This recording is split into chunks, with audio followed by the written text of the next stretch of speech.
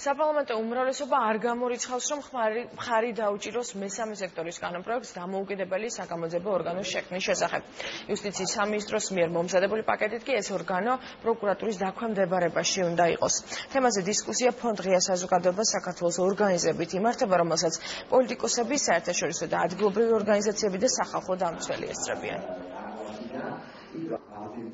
კანონპროექტი, რომელიც იუსტიციის სამინისტრომ წარმოადგინა დამოუკიდებელი საგამოძიებო მექანიზმის თაობაზე, აბსოლუტურად არაეფექტურია და ვერ პასუხობს საერთაშორისო სტანდარტებს.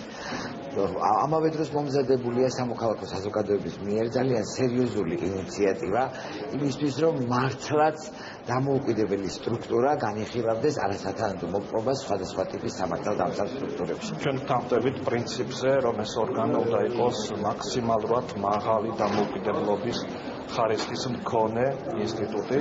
აქედან გამომდინარე ის ვერსია, რომელიც არის წარმოდგენილი, რა თქმა უნდა, ძალიან შორს არის და რეალურად მინიმალური ხარისხით არ არსებობს დამოუკიდებლობის. აქედან გამომდინარე, ჩვენ რა თქმა უნდა ხაზს ვუჭერთ ცალკე სპეციალური დამოუკიდებელი საგამოძიებო მექანიზმის შექმნას, რომელიც იქნება ანგარიშვალდებული უშუალოდ პარლამენტთან.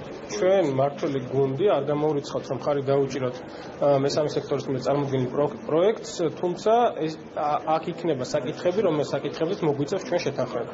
ამას ემსახურება სწორედ ეს შეხვედრა, მათ შორის ეს ერთ-ერთი შეხვედრა, რომ ვიმშელოთ რა დადებითი მხარე ექნება იმას, რომ იყოს დაუშვათ დამოუკიდებელი ორგანოს სახით და რა უარყოფითი გავლენები შეიძლება იქონიოს ასევე იმან, რომ ეს იყოს ამ ფორმით.